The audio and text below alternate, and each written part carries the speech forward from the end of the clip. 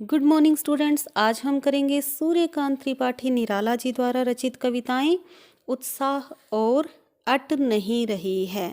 निराला जी की उत्साह कविता बादल को संबोधित एक आह्वान गीत है। इसमें बादल जो है वो कवि की दृष्टि से क्रांति और पौरुष भाव का प्रतीक है। क्यों? क्योंकि बादल के गर्जन में जोश है। तो कवि क्या कहना चाहते हैं देखेंगे हम उत्साह कविता में।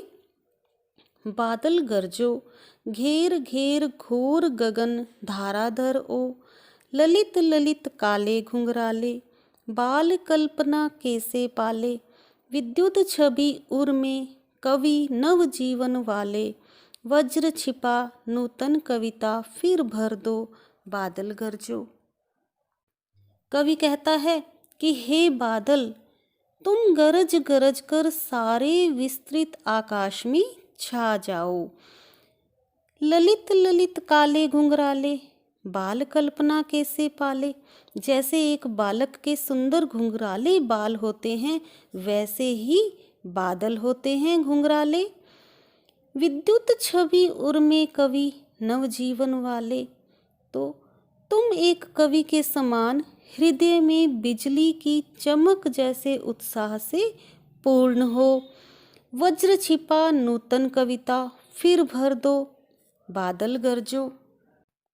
कवि कहता है कि तुम संपूर्ण संसार में नव जीवन का संचार करने वाले हो और बादलों के अंदर ही बिजली की कड़क छिपी हुई है, जो कि प्रतीकात्मक रूप में कवि के हृदय की उथल पुथल को जागृत करती है।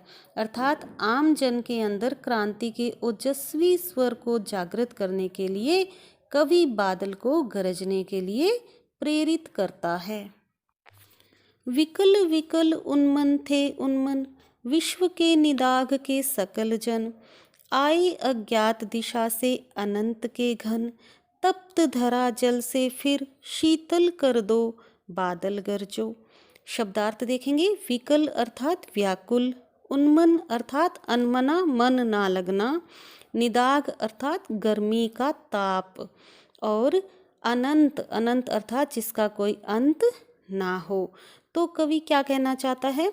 विकल विकल उन्मन थे उन्मन विश्व के निदाघ के सकल जन। कवि कहते हैं कि समस्त संसार में चारों तरफ गर्मी की तपन से लोग व्याकुल थे, लोगों के मन उचटे हुए थे, अनमने थे, और इस गर्मी की तपन को दूर करने के लिए कवि बादलों को संबोधित करते हुए कहता है कि हे बादल, इतना गरजो कि इस बढ़ती हुई गर्मी से विश्व के संपूर्ण जन जो कि बेचैन हो चुके हैं उनमें शीतलता भर दो। आए अज्ञात दिशा से अनंत के घन, तप्त धरा जल से फिर शीतल कर दो बादल गरजो। ऐसे भीषण समय में आकाश में अज्ञात दिशा से आकर गर्मी से तपती पृथ्वी को बरसकर अपने शीतल जल से शीतलता प्रदान करो। हे बादल, तुम इतना बरसो कि दुखी जन को सुख रूपी शीतलता प्रदान कर दो। तो इस कविता में बादल के दो रूप हमारे सामने आते हैं। एक तो रिमझिम बरसने वाला कोमल और सुंदर रूप, तथा दूसरा गरजने वाला कठोर क्रांतिकारी रूप। कवि समाज में व्याप्त दुखों, भूख, शोषण और उत्पीड़न को मिटाना चाहता है। इसीलिए उसको बादल के गरजने वाले परिवर्तन लाने वाले रूप का आह्वान करना ही उचित प्रतीत हो रहा है। सामाजिक परिवर्तन के लिए क्रांति जरूरी है और गरजता हुआ बादल ही क्रांति का संदेशवाहक है। अगली कविता देखेंगे हम। अट नहीं रही है। अट नहीं रही है आभा फागुन की तन, सट नहीं रही है। कहीं सांस लेते हो घर घर भर देते हो, उड़ने को नभ में तुम पर कर देते हो। आँख हटाता हूँ तो हट नहीं रही है।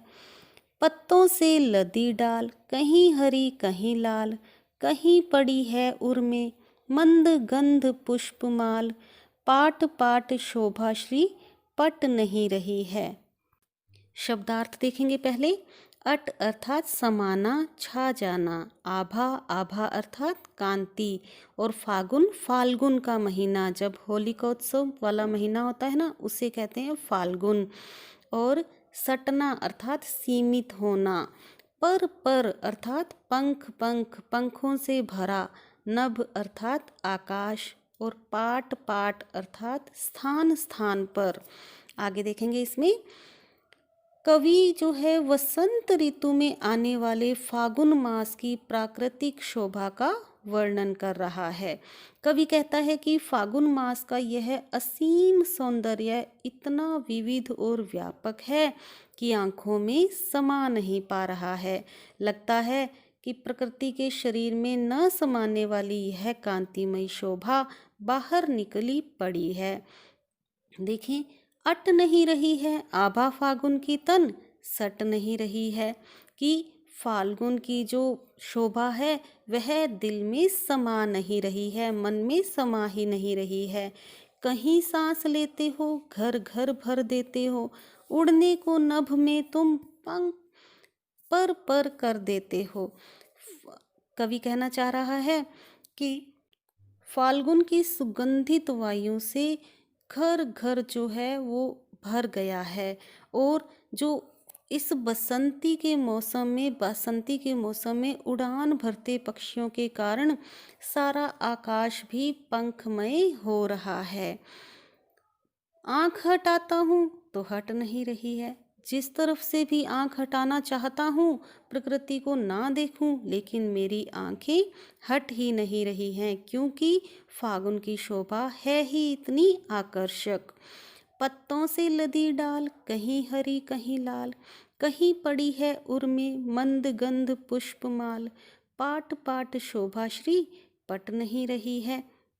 कहीं हरे और कहीं लाल पत्तों से डालियां लदी हैं, और कहीं मंद मंद गंध वाले फूलों के समूह जो हैं वो प्रकृति सुंदरी के कंठ में पड़ी पुष्पमाला के समान लग रहे हैं।